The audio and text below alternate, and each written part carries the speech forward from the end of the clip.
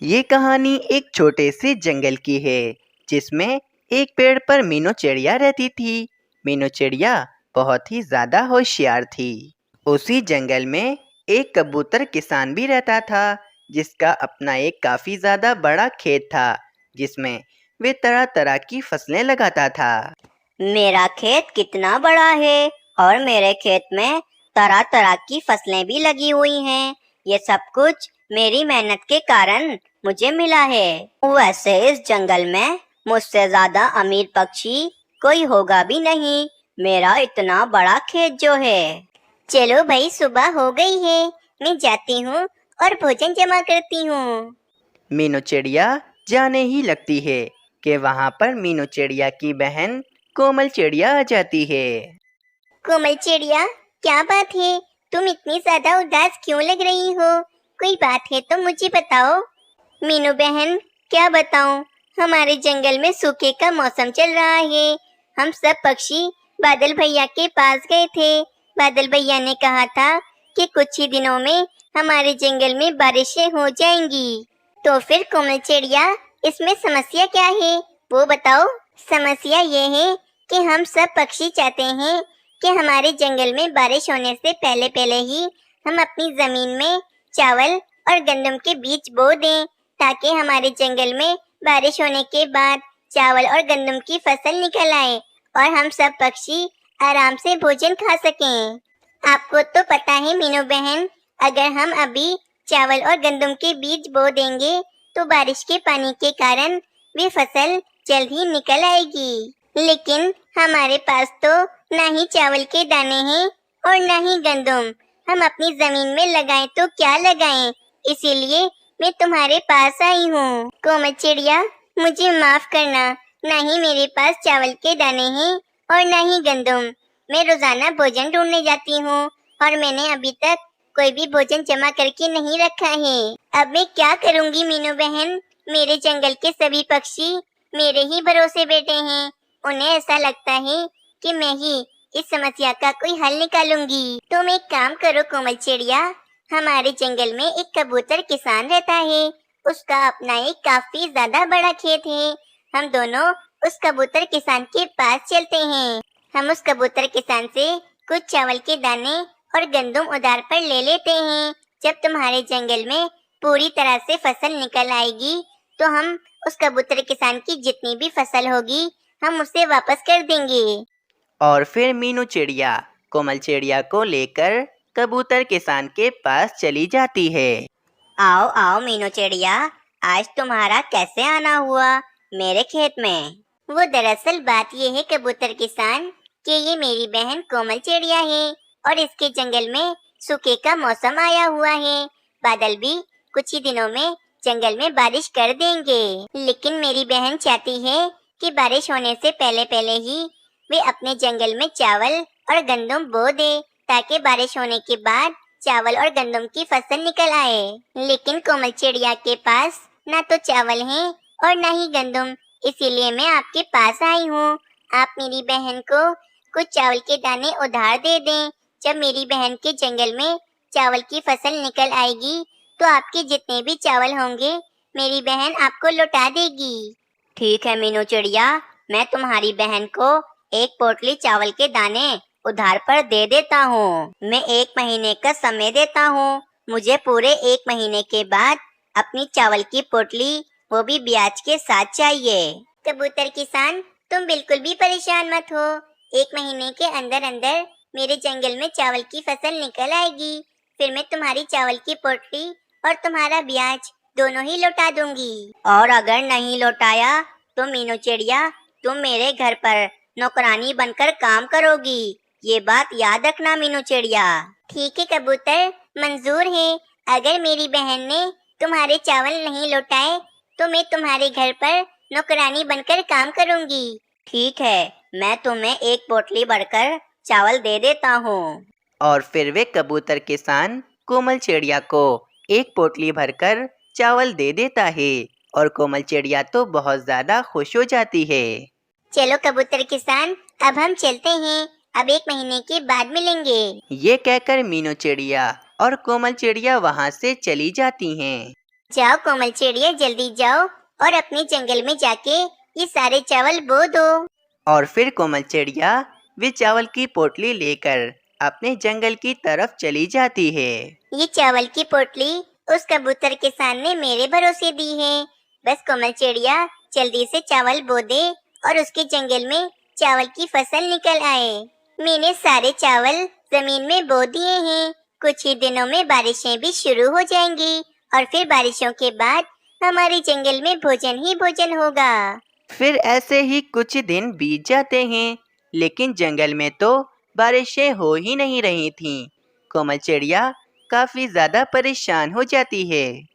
बाप रे, अभी तक हमारे जंगल में बारिशें नहीं हुई। कब बारिशें होंगी और कब चावल की फसल निकलेगी और मैं कब उस कबूतर किसान के चावल उसे वापस करूंगी। मैं अब और नहीं रुक सकती हूँ। मेरे पास बहुत ही कम समय है। कबूतर किसान ने 1 महीने का समय दिया है और आधा महीना तो ऐसे ही गुजर गया है। मैं मीनू चिड़िया के पास जाती हूँ। और फिर कोमल चिड़िया फौरन मीनू चिड़िया के पास उसके जंगल चली जाती है। कोमल चिड़िया, तुम्हारे जंगल में बारिशें हो गई ना? कहाँ हुई बारिशें? मीनू बहन, पूरा आधा महीना गुजर गया है, लेकिन अभी तक हमारे जंगल में बारिशें नहीं हुई। कब बारिशें होंगी और कब चावल की फसल निकलेगी और कब हम उस कबूतर किसान के चावल उसे लौटाएंगे? कोमल चिड़िया, तुम्हारे जंगल में बारिशें क्यों नहीं हो रही हैं? अगर 1 महीने के अंदर अंदर हमने उस कबूतर किसान के चावल उसे नहीं लौटाए तो मुझे उस कबूतर किसान के घर में नौकरानी बनकर काम करना पड़ेगा। मीनू बहन, तुम बिल्कुल भी परेशान मत हो। हम दोनों बादलों के पास चलते हैं और बादल भैया को याद दिलाते हैं कि उन्हें हमारे जंगल में बारिशें करनी है। फिर कोमल चिड़िया और मीनू चिड़िया बादलों के पास चली जाती हैं। बादल भैया, आप तो बहुत भुलक्कड़ हो गए हैं। आपने मुझसे कहा था कि आप कुछ ही दिनों में हमारे जंगल में बारिशें करेंगे, लेकिन आज पूरा आधा महीना गुजर गया है। आपने अभी तक हमारे जंगल में बारिशें नहीं की हैं। कोमल चिड़िया, मुझे माफ करना।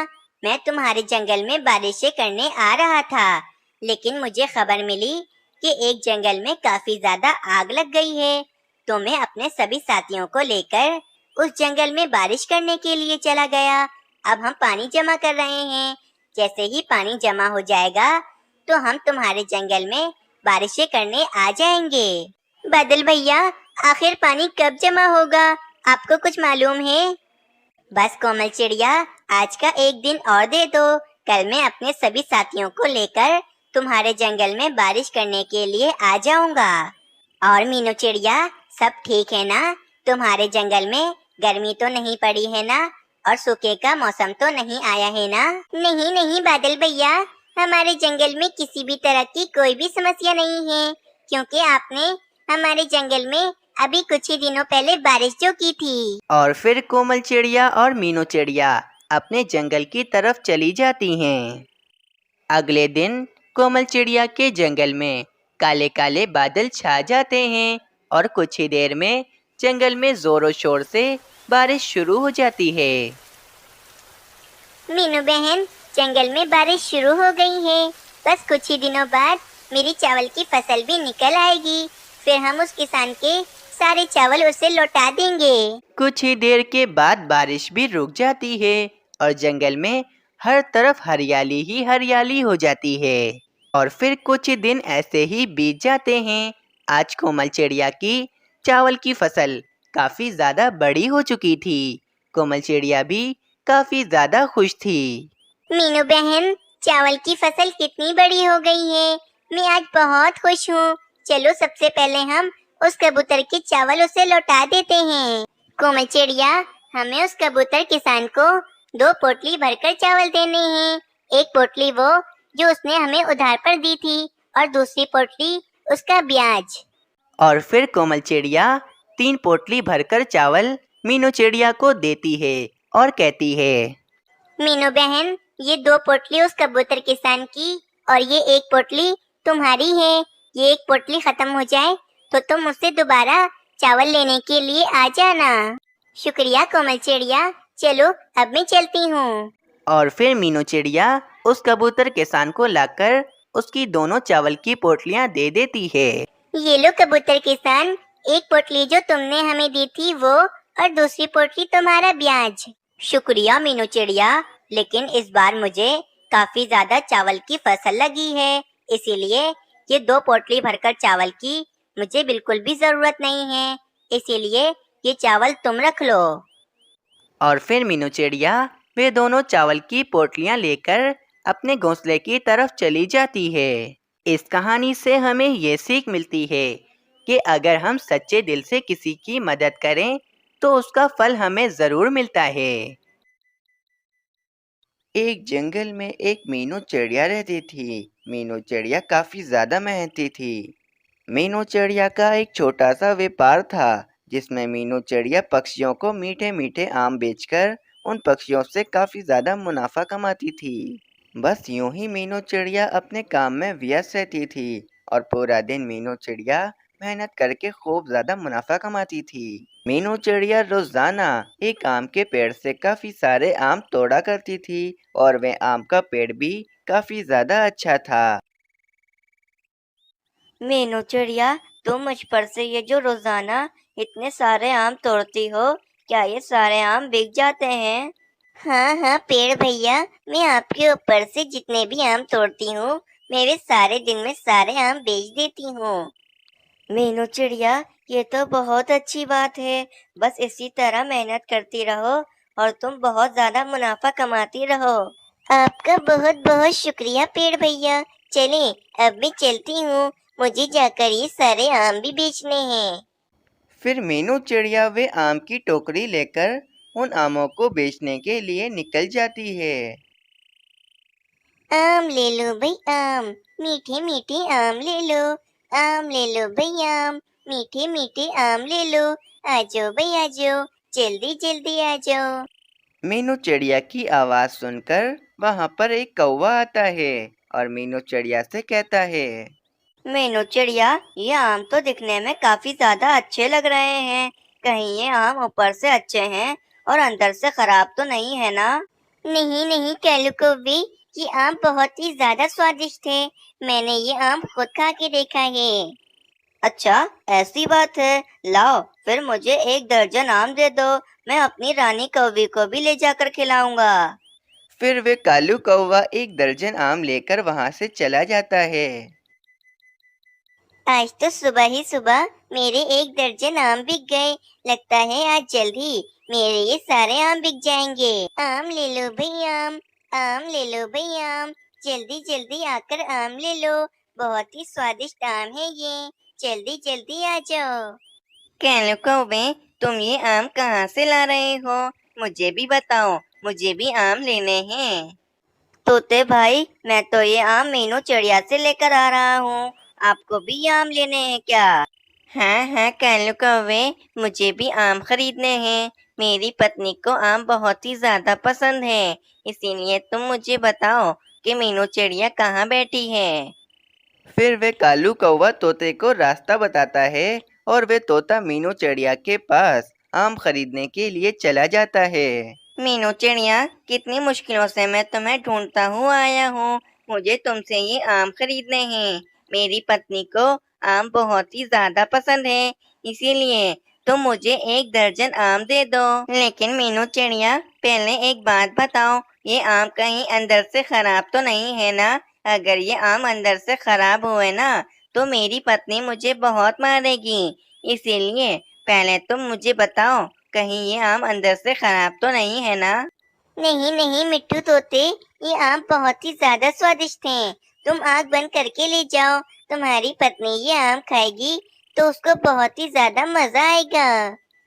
ठीक है मीनू चिड़िया, अगर तुम कहती हो तो ठीक है, तुम मुझे 1 दर्जन आम दे दो। फिर वे मिट्ठू तोता भी 1 दर्जन आम लेकर चला जाता है। वाह भाई वाह, मेरे आम तो कितनी जल्दी जल्दी बिक रहे हैं। बस अब ये थोड़े से आम ही बचे हैं। बस ये आम बिक जाए तो मैं अपने घर चली जाऊंगी। शाम हो जाती है। मीनू चिड़िया के सारे आम बिक जाते हैं और मीनू चिड़िया अपने घोंसले की तरफ चली जाती है। आज मेरे सारे आम कितनी जल्दी बिक गए हैं, वरना तो मुझे आम बेचते बेचते रात हो जाती थी, लेकिन आज तो मेरे आम जल्दी बिक गए हैं। चलो मैं पेड़ भैया के पास जाती हूँ और मैं जाकर उनको शुक्रिया कहती हूँ, वो मुझे कितने स्वादिष्ट स्वादिष्ट आम देते हैं। फिर ये कहकर मीनू चिड़िया आम के पेड़ के पास चली जाती है। मीनू चिड़िया, तुम बोलो बोलो, इस समय तुम यहाँ पर कैसे आई हो? पेड़ भैया, कोई खास बात नहीं है, बस मैं आपको शुक्रिया कहने आई थी। आपकी वजह से मैं रोजाना कितना ज्यादा मुनाफा कमाती हूँ। आप जो मुझे आम देते हैं, वे आम इतने ज्यादा स्वादिष्ट होते हैं कि सभी पक्षी मुझसे सारे आम खरीद देते हैं। हाँ मीनू चिड़िया, ये तो है, मुझ पर लगे सारे आम बहुत ही ज्यादा स्वादिष्ट होते हैं।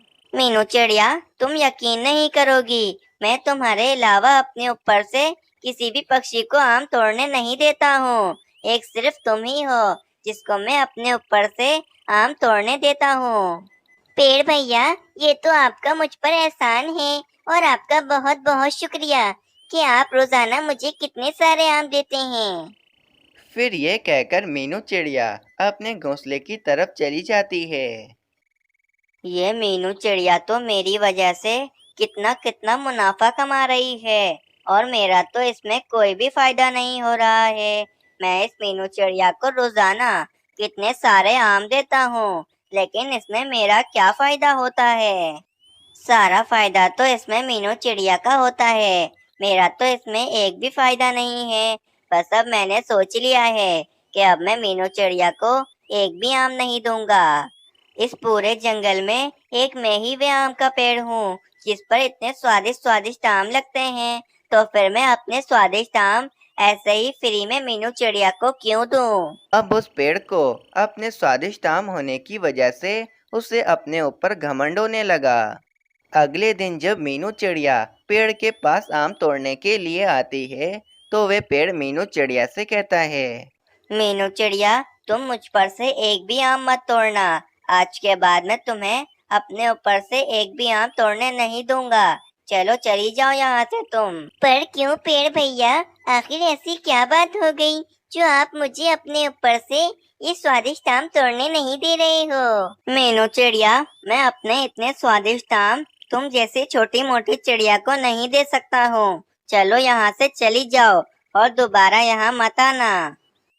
फिर मीनू चिड़िया उदास होकर वहां से चली जाती है। ये सब कुछ होता हुआ एक जादुई परी देख लेती है। वे जादुई परी उस पेड़ का घमंड देखकर काफी ज्यादा गुस्से में आ जाती है। ये आम का पेड़ तो अपने ऊपर काफी ज्यादा घमंड करने लगा है। इस आम के पेड़ को मुझे सबक तो सिखाना ही पड़ेगा। फिर वे जादुई परी उस पेड़ पर कुछ जादू करती है और उस पेड़ से सारे आम गायब कर देती है।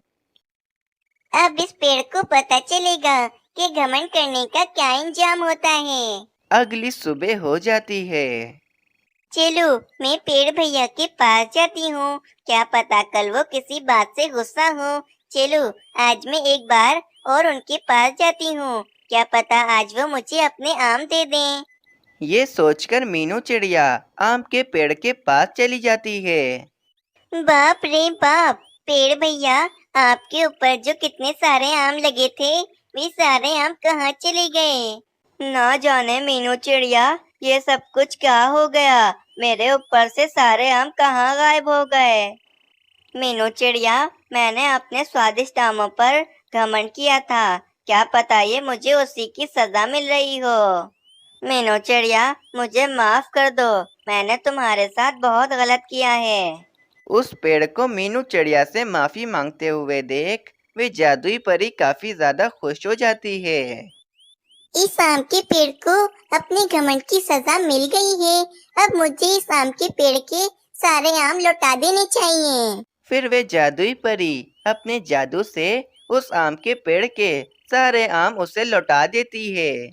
अब से वे आम कभी भी घमंड नहीं करता था और वे मीनू चिड़िया को रोजाना काफी सारे आम तोड़ने देता था। तो प्यारे दोस्तों, आप लोगों को ये कहानी कैसी लगी हमें कमेंट कर ज़रूर बताएं। हमें आपके कमेंट का बेसब्री से इंतज़ार रहेगा। किसी जंगल में एक कोमल चिड़िया अपने एक छोटे से परिवार के साथ रहती थी। कोमल चिड़िया का पति मानो चिड़ा बहुत ही आलसी था। बस वे पूरा दिन अपने घोंसले में आराम ही करता रहता था और बेचारी कोमल चिड़िया घर का सारा कामकाज करती थी। कोमल चिड़िया खाना भी खुद ही बनाती थी और भोजन भी खुद ही ढूंढती थी। और तो और अपनी नन्ही चिड़ियाओं का ध्यान भी कोमल चिड़िया ही रखती थी। मानो चिड़े को तो जैसे कोई परवाह ही नहीं थी। बस वह पूरा दिन अपने घोंसले में आराम ही करता रहता था। फिर एक दिन मानो चिड़ा और कोमल चिड़िया बातें कर रहे होते हैं। कोमल, तुम अभी तक भोजन जमा करने नहीं गई। कब तुम भोजन लेकर आओगी और कब तुम खाना बनाओगी? देखो मेरे पेट में चूहे दौड़ रहे हैं। जल्दी जाओ और जाकर भोजन जमा कर लाओ। अरे जी, ये अकेली जान आखिर करे तो क्या करे। अपनी नन्ही चिड़ियाओं का ध्यान भी तो मैं ही रखती हूँ और भोजन भी मुझे ही ढूंढना पड़ता है और तो और खाना भी मुझे ही बनाना पड़ता है। आप करते ही क्या हो? देखो ऐसा मत बोलो कोमल, मैं भी बहुत काम करता हूँ। मुझे इस घर का ध्यान रखना पड़ता है और मैं भी तो अपनी नन्ही चिड़ियाओं का ध्यान रखता हूँ ना। हाँ हाँ, वो तो मैं जानती हूँ कि आप मेरी नन्ही चिड़ियाओं का ध्यान कैसे रखते हो। मेरे जाते ही तो आप सो जाते हो। अरे कोमल, मुझे तुमसे कोई बहस नहीं करनी है। जाओ जाकर भोजन जमा करो। बिला वजह मुझसे बहस कर रही हो सुबह सुबह। हाँ हाँ, वो तो मैं जाऊंगी ही, लेकिन मैं आपको भी बता देती हूँ कि आपको भी अब से मेरा साथ देना होगा। हाँ हाँ, जाओ जाओ कोमल, भोजन जमा कर लाओ और फिर तुम्हें आकर खाना भी बनाना है। बेचारी कोमल चिड़िया भोजन जमा करने के लिए चली जाती है। कोमल चिड़िया के जाते ही मानो चिड़ा सो जाता है और कोमल चिड़िया की दोनों नन्ही चिड़ियाएं आपस में खेलने लगती हैं। वे नन्ही सी चिड़ियाएं आपस में खेल रही होती हैं कि खिड़की पर कालू कौवे का बेटा राजू कौवा आ जाता है। सोनू मोनू, तुम लोग क्या हर वक्त घर में खेलती रहती हो? चलो मेरे साथ बाहर आओ, हम लोग बाहर कहीं चलकर खेलते हैं। सुनो, क्या कहती है? चलें क्या बाहर खेलने?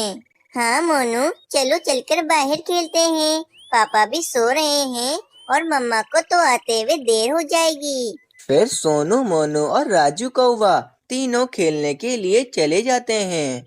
सोनू मोनू और राजू कौवा तीनों आपस में खूब मजे से खेल रहे होते हैं। वहीं से एक चील भी गुजर रही होती है। उस चील की नजर सोनू मोनू और राजू कौवे पर पड़ती है। वाह भाई, नन्ही नन्ही सी दो चिड़ियाएं और एक काला सा कौवा। इन तीनों को तो खाने में बहुत ही मजा आ जाएगा। चलो जाकर मैं इन तीनों को खा लेती हूँ। फिर वह चील सोनू मोनू और राजू कौवे के पास आ जाती है। सोनू मोनू और राजू कौवा उस चील को देखकर काफी डर जाते हैं। वे चील उन तीनों पर हमला करने ही जा रही होती है कि वहां पर कोमल चिड़िया आ जाती है। अरे रे, ये दुष्ट चील तो मेरी दोनों नन्ही चिड़ियाओं को मारकर खाने वाली है। मुझे जल्द ही कुछ करना पड़ेगा। रुक जाओ चील, तुम मेरी इन दोनों नन्ही चिड़ियाओं को बाद में मारकर खाना। पहले तुम अपने घोंसले में जाकर देखो। उस घोंसले में जो तुमने अंडा दिया था, वे अंडा एक उल्लू तोड़कर पी रहा है।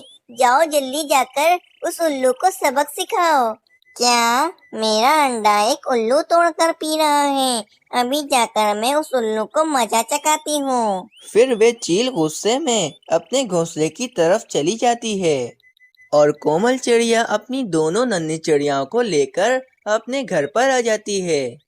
अरे उठिए जी, अभी भी देखो सो रहे हैं। इनको तो कोई परवाह ही नहीं है। अरे उठिए।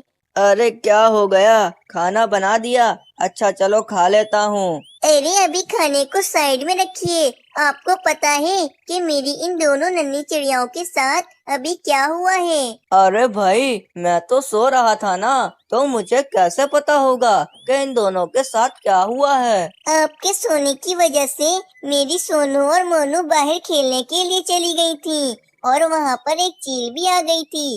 वे तो अच्छा हो गया कि मैं वहाँ पर आ गई और मैंने कोई बहाना बनाकर उस चील को वहाँ से भगा दिया।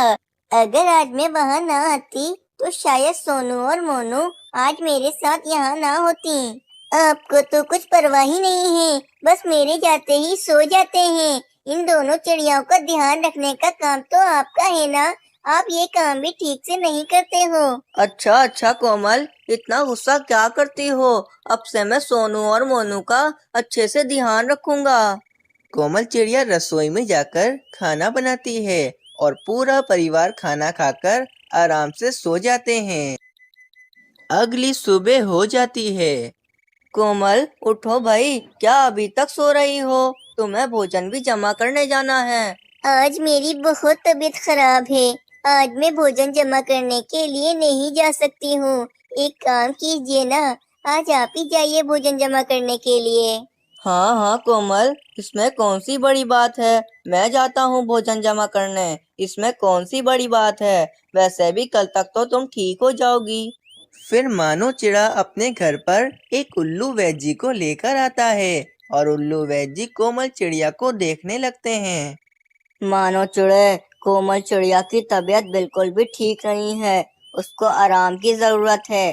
कम से कम 4 से 5 दिन कोमल चिड़िया को आराम करना चाहिए, जभी जाकर कोमल चिड़िया ठीक होगी। चलो मानो चिड़े, अब मैं चलता हूँ और कोमल चिड़िया से कोई भी काम मत करवाना, बस कोमल चिड़िया को आराम करने देना।